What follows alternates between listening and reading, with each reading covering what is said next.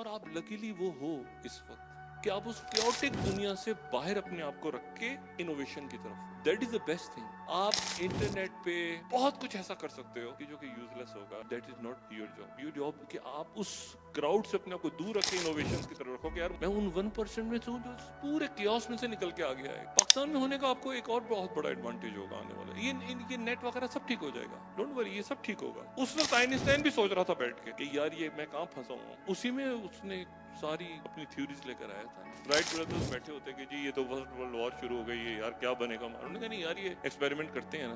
یہ historical fact میں نے آپ کو بتایا کہ کیوس میں انوویشنز تیز ہو جاتی ہیں. اور ابھی کووڈ کے بعد سے کیا ہوا ہے. کووڈ سے پہلے کتنے لوگوں کو پتا تھا زوم کا, کتنے لوگوں کو پتا تھا کووڈ سے پہلے کہ گھروں میں بیٹھ کے پڑھا جا سکتا ہے. چینج ہو گیا نا سارا. دنیا میں کیا ہو رہا ہے, Ukraine war, Gaza, unfortunate disasters. دنیا میں کھپ کتنی ہے, ساتھ ساتھ کیا ہو رہا ہے. روز آپ کے پاس ایک نئی انوویشن آ رہی ہے.